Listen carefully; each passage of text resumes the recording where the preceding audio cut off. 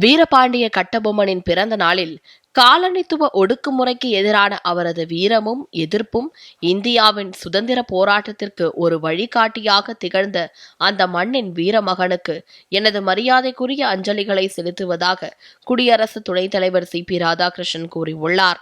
அவரது அசைக்க முடியாத மன உறுதி, உன்னத தியாகம் மற்றும் மானம், சுயமரியாதை மீதான தளராத அர்ப்பணிப்பு ஆகியவை தலைமுறைகளுக்கு தொடர்ந்து உத்வேகம் அளித்து தேசபக்தி மற்றும் தேசிய பெருமை ஆகிய விழுமியங்களை வலுப்படுத்துகின்றன என்றும் குடியரசு துணைத் தலைவர் தெரிவித்துள்ளார்.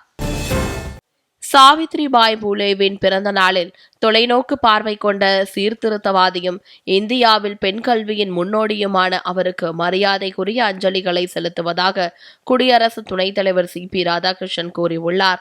அவரது துணிச்சல், கருணை மற்றும் கண்ணியம், சமத்துவம் மீதான அசைக்க முடியாத அர்ப்பணிப்பு நிறைந்த வாழ்க்கை தேசத்திற்கு நீடித்த உத்வேகத்தின் ஆதாரமாக திகழ்கிறது என்றும் குடியரசு துணைத் தலைவர் தெரிவித்துள்ளார். தமிழகத்தில் இதுவரை 3967 கோவில்களுக்கு குடமுழுக்குகள் நடத்தப்பட்டுள்ளதாக இந்து சமய அறநிலையத்துறை அமைச்சர் சேகர் பாபு தெரிவித்துள்ளார்.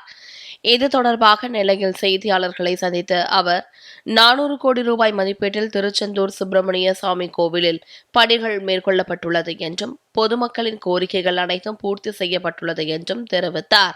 நீதிமன்றத்தில் உள்ள வழக்குகள் எதிர்கொள்ளப்பட்டு அதில் வெற்றி பெற்று யானை நெல்லையப்பர் கோவிலுக்கு விரைவில் கொண்டு வரப்படும் என்றும் சேகர் பாபு கூறினார். விழுப்புரம் மாவட்டம் திண்டிவனம் அருகே போதை மாத்திரைகள் மற்றும் போதை ஊசி விற்பனையில் ஈடுபட்டு வந்த இளைஞர் கைது செய்யப்பட்டு 120 போதை மாத்திரைகள் பறிமுதல் செய்யப்பட்டன. விழுப்புரம் மாவட்ட எல்லைப் பகுதியில் போலீசார் வாகன சோதனையில் ஈடுபட்டனர். அப்போது அந்த வழியாக வந்த இளைஞரிடம் போதை மாத்திரைகள் இருந்தது தெரியவந்துள்ளது. இதனை அடுத்து அந்த இளைஞரை கைது செய்த காவல்துறையினர் அவரிடம் இருந்து 120 போதை மாத்திரைகள் மற்றும் போதை ஊசிகளையும் பறிமுதல் செய்தனர். காஞ்சிபுரத்தில் உள்ள பிரசித்தி பெற்ற புண்ணிய கோட்டீஸ்வரர் ஆலயத்தில் ஆருத்ராவையொட்டி சிவகாமி சமேத நடராஜ பெருமானுக்கு சிறப்பு அபிஷேக ஆராதனைகள் நடைபெற்றது. மேலும் விழாவினையொட்டி சிறப்பு யாகசாலை பூஜைகளும் நடைபெற்றன. இதில் ஏராளமான பக்தர்கள் கலந்து கொண்டு வழிபாடு நடத்தினர். இதேபோல ராமேஸ்வரம் ராமநாத சுவாமி கோவிலில் நடராஜருக்கு ஆருத்ரா தரிசனம் கோலாகலமாக நடைபெற்றது. இதனையொட்டி பல்வேறு பூஜைகள் செய்யப்பட்டு நடராஜருக்கு ஆருத்ரா தரிசன சிறப்பு தீபாராதனை காண்பிக்கப்பட்டது. இதன் பின்னர் ஏராளமான பக்தர்கள் நீண்ட வரிசையில் காத்திருந்து சுவாமி தரிசனம் செய்தனர்.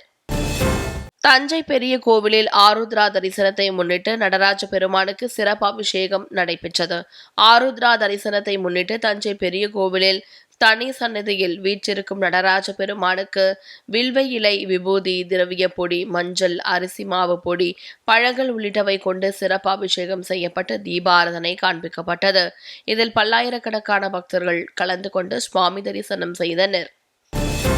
பாதுகாப்பு மற்றும் ராஜதந்திர சவால்களை எதிர்கொள்ளும் வகையில் யுக்ரைனின் பிரதான உளவுத்துறை இயக்குநரகத்தின் தலைவரான கைரிலோ புடானோவை உக்ரைன் அதிபர் ஜெலன்ஸ்கி தனது அலுவலகத்தின் புதிய தலைமை அதிகாரியாக நியமித்துள்ளார்.